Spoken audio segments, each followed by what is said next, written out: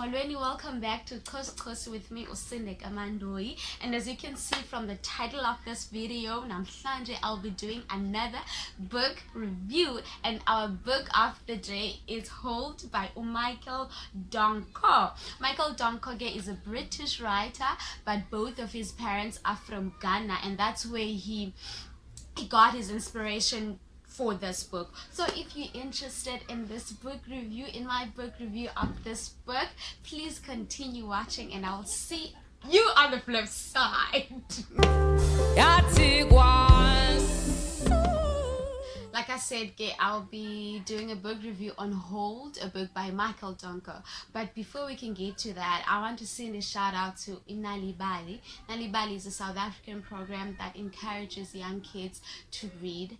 So since my passion is also include books, since last year I've been thinking about starting a book club, and I reached out to Inganekwane, and Inganekwane sent me 2 packages with books as well as posters. So this is me saying that I finally have decided to start a book club, and the name of my book club is Coast, and the book club is only for kids. So in partnership with Inganekwane, Coast will be launching in a week or 2, and I am super excited for that. So thank you so much to Inganekwane for making me realize my dream of starting a book club for kids in my township. So yeah, I had to say that before we can move on with this book review. So shout out to Inganekwane. Oh, Inganekwane means here's a story, by the way. It's a Xhosa phrase or something. Xhosa something. Inganekwane.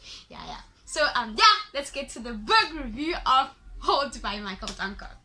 So let's get to, okay, let's start with the author. The author is Michael Donkor. He is a British writer. He is a teacher as well in London, but his parents are both from Ghana. And this is a novel fiction. Obviously it is written in Xhosa. I love my language. It is written in English, guys, in English. It's written in English, but there are also some Twi terms. Twi is a language from Ghana, so there are some phrases and expressions from the Ghana which are part of the Twi language. So this book is okay, in US it has a different title. Their title is Housegirl. I think it's Housegirl, something like that. So in this book we follow a housegirl, or a domestic worker, as we would call them here in South Africa. Domestic worker. Her name is Belinda. Belinda is probably 17 or 18. Yeah, she's a domestic worker. She's working for this family, and she has a housemate. Her name is Mary, and she's probably 12 or 11. So they work together in this house to keep this house clean, to do the chores, to go shopping for this family or whatsoever. But Belinda is uprooted by another family from London, and we follow her life in London, like from Ghana. We start the book from Ghana and then we go to London. So the reason the family takes Belinda, actually it's a different family, it's not the same family that she's working for. Like another lady from London comes and visits and then sees Belinda and says to the auntie who Belinda is working for, can I please have Belinda work for me in London? And then they talk to her. Willingly or unwillingly, she decides, okay, sure thing, I'll go to London. So the reason they take Belinda to London is because this lady's child, who Emma, is I don't know, she is in a stage in her life where she's trying to find herself, and for her family this is confusing, and they like abayazi whether it's a stage or she's going through some stuff, or there's secrets behind, or things man underlying behind obubom abukhetile uba awuphile. And the first thing ayenza Belinda when she gets to London is, of course, think, okay, I'll also be a house girl again here. I have to cook for this family, I have to clean for this family, I have to do this, do the laundry and whatsoever. But from the first day he sees her, he's like, baby girl, the only thing that you're gonna do in this house, you are just gonna be a kid and go to school.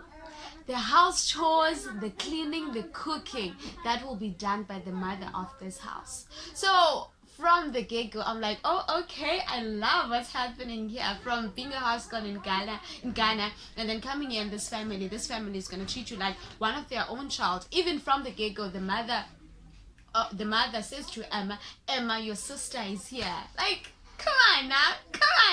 So from the get-go, Belinda felt love from this family. So fine, cool. Remember the aim, the plot of this book is Belinda to come and befriend Emma and find out what's wrong with the girl. Like, why is she behaving the way that she is behaving? So fine, she tries by all means to get close to Emma, and as she's trying, Emma is distant, obviously. Emma eventually opens up to Belinda about her life, uba ungubani, and that's where the story starts to build up, I guess, because we are introduced to a subject, homosexuality, all along. But okay, let me move on for what I'm thinking now. We are introduced to homosexuality, and Belinda's reaction to lento ayixelelwa Emma is like, it's horrible, guys. Like, she was horrible to the girl. Like, she asked her a question about why would you do that, why would you choose that, like as if homosexuality is something that you wake up and think, oh, I want to be gay. So this, I think it shows us as a reader that how taboo homosexuality is still in other African countries. Their relationship cracks again after Emma tells Lomdana Belinda uba, hey, I'm actually gay. That's the reason why I'm acting like this, because I have African parents who find homosexuality disgusting, and I cannot tell them about my sexuality. I cannot discuss it with friends. I cannot do anything because I have this family who has this background with homosexuality.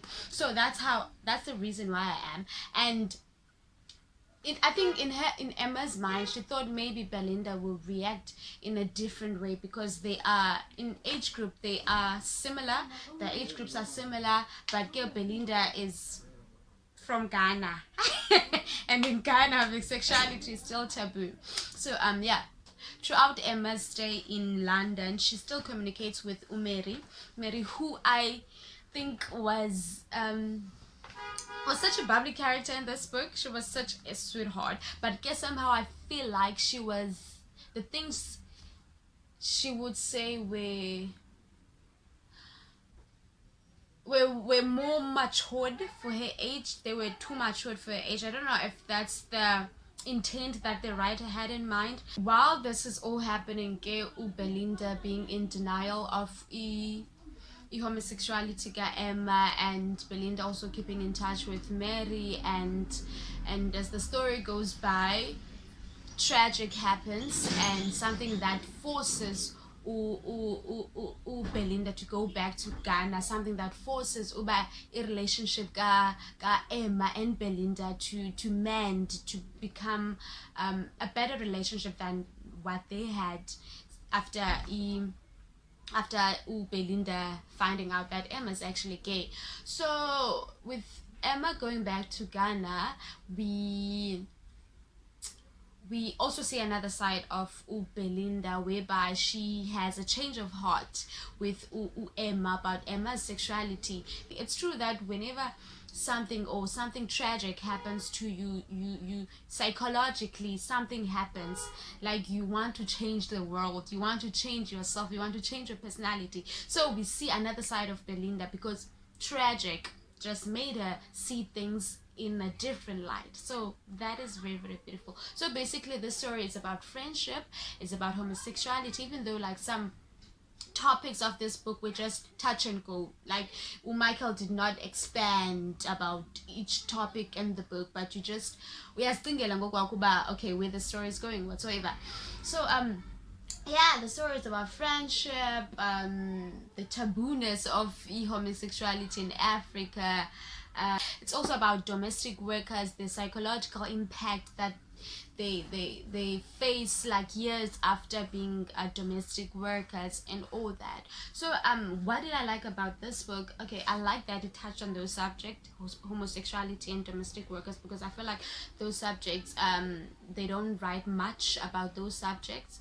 I really like that, but what I would have liked more is the expansion on those topics, because they would touch and go. Like I said, they would just touch and go. So for me, this was an interesting book, and it had me thinking about, have you ever noticed, like here in South Africa, domestic workers are usually women who whose age starts from 30 and above, whereas in some other parts of Africa it's usually like young girls between the age of 12 and 13. Like, why is that? Like, I don't know, so I'm asking you guys.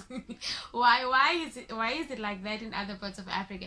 And also it had me thinking about the tabooness of homosexuality in other parts of Africa. Another thing I can say about this book, I thought, like, when Nana, Emma's mother, came to Ghana, she was crying, sobbing about Emma being in the state that she was in. I thought maybe Emma got, like, I thought she was going through like drugs, like she was raped, like I thought it was something major. But I do understand homosexuality can be something major if you have parents who still ignorant in a way about homosexuality. So yeah, I was not shocked, but I was shocked about Emma's reaction towards that. If you've read it before, let's talk about this book. What do you think about the book? What do you think about the characters of the book? What do you think about the setup of the book? Do you want more from Michael Donkor, or do you feel like he touched on the subject fully in this book? Or yeah, what were your favorite thing about the book? And yeah, guys, so until next time, be safe, be kind, and spread lots and lots of love. Bye bye. Peace be still.